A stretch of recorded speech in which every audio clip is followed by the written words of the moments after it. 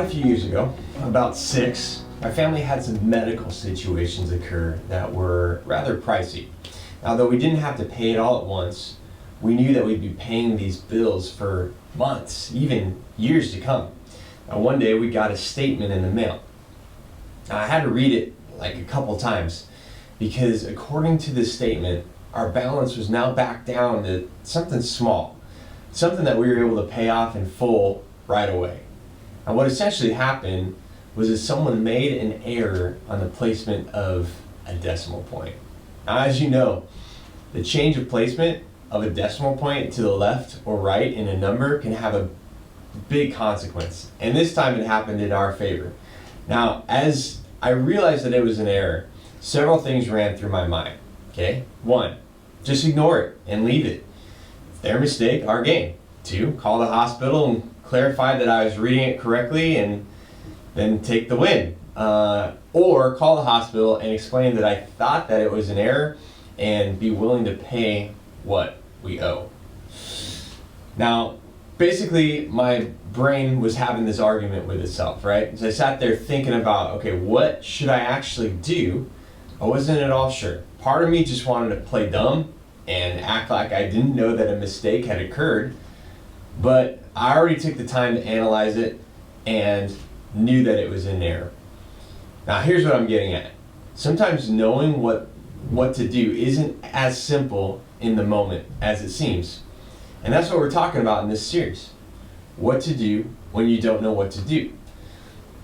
Now, today we're going to look at the dilemma of what to do when we don't know what is right and what is wrong. And it'd be nice if doing the right thing was always super clear and super obvious, right?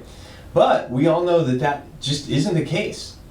Sometimes the right thing to do isn't super obvious. Like if you're dating someone, but you're kind of texting somebody else and kind of a lot. And you're like, well, I'm not really cheating on anyone. We're just texting at 2 a.m. and that's not wrong, right? Or if a teammate who's a terrible basketball player is going on about how the coach is such a jerk and bench them for no reason, but you know they really need to work on their passing game. Now, is it wrong to tell them? Well, it'd probably kind of hurt for sure, but is it wrong to tell them that if fixing that one more thing would get them more time in the game? Or if you have a friend who's doing something that really bothers you and you don't know if you should talk to them about it or not. You're wondering, well, if I confront them, am I just going to look like a jerk? Is this my issue or is this their issue? Should I just get it over with? Or get over it? What even is the right thing to do in these situations? Now, sometimes the right thing costs us something. Once I decided to call to inquire about the bill, I knew that it was going to cost me thousands of dollars. And I had no idea how it was going to turn out. In fact, the person who I spoke with thought I was kind of crazy, but I told them that I was really just trying to do the right thing. Well, they agreed that there was a mistake, but they said it would take so much time for billing to go back and figure out what happened and how much was owed, and that I should essentially take this one as a one-time only miracle situation. Now, situations like this don't always work to our advantage. Maybe you know the right thing is to be honest with your parents, but if you're honest with them, you'll probably lose your phone for the rest of the week or for the rest of your life maybe. You know the right thing isn't to be in that relationship anymore, but if you break up, you'll be single and alone. And you know the right thing isn't to let somebody cheat off of your test at school, but if you say no, then somehow you feel like a loser and it costs you socially. You know the right thing to do is to decline when someone offers you a drink. But it seems like everyone who's drinking at the party is having fun. And saying no will cost you a good time, maybe even a good story to tell on Monday. Right?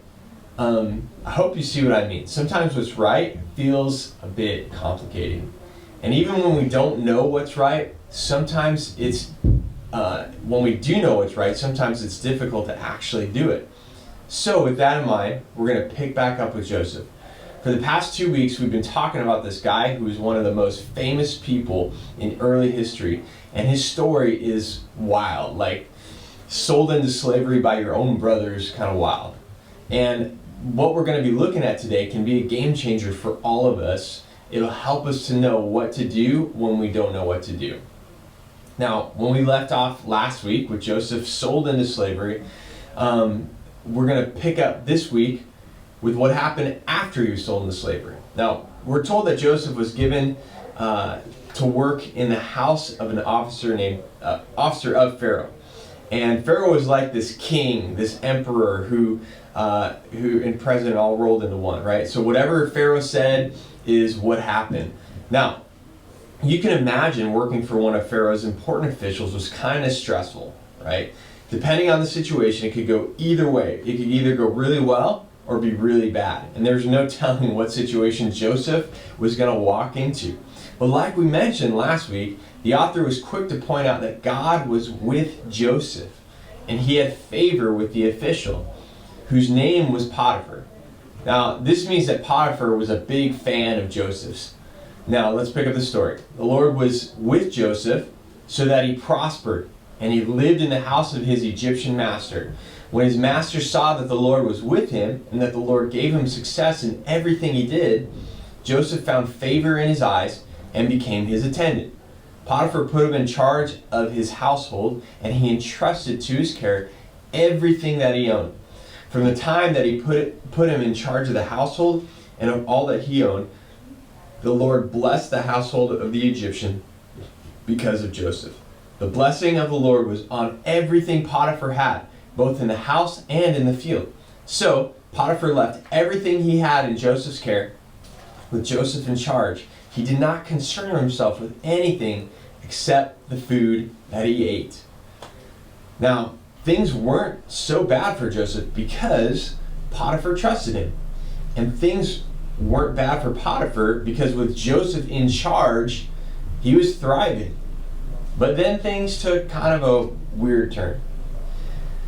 Now, Joseph was well built and handsome. And after a while, his master's wife took notice of Joseph and said, "Come to bed with me." All right, so this tells us two things, right? Apparently, Joseph wasn't a bad-looking guy.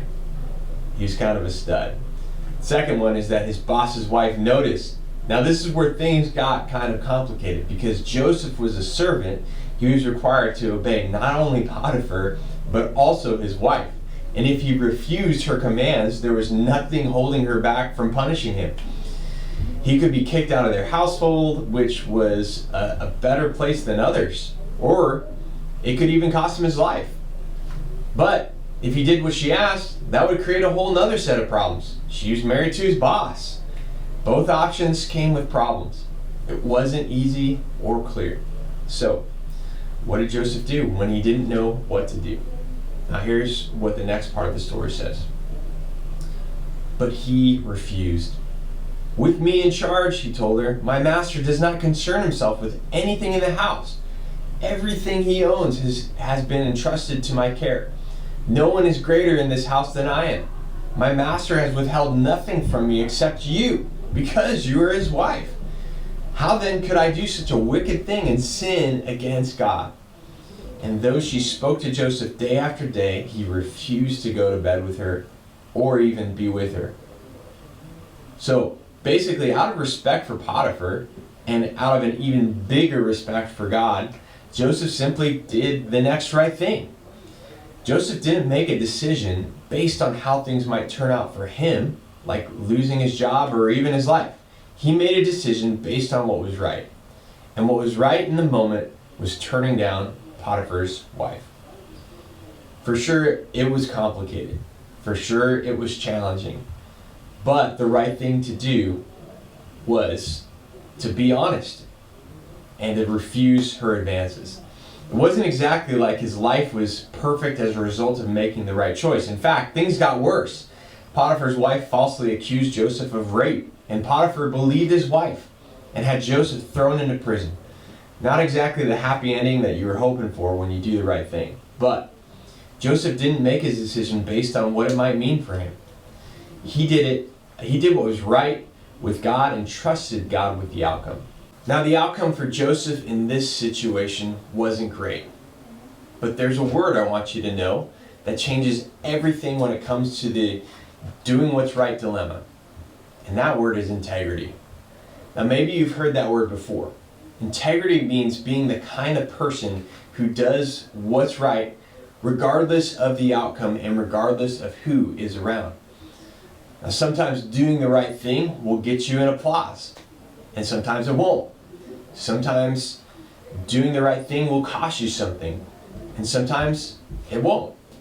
Sometimes doing the right thing will make you look good, and sometimes it'll make you look, well, stupid. We don't get to decide how things turned out, but we do get to decide the kind of person that we want to be.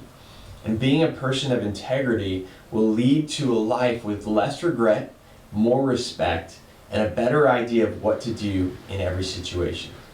Now, chances are we'll never find ourselves in the kind of situation that Joseph was in, but we will find ourselves in all kinds of situations where we have to decide what to do without knowing how it's going to play out.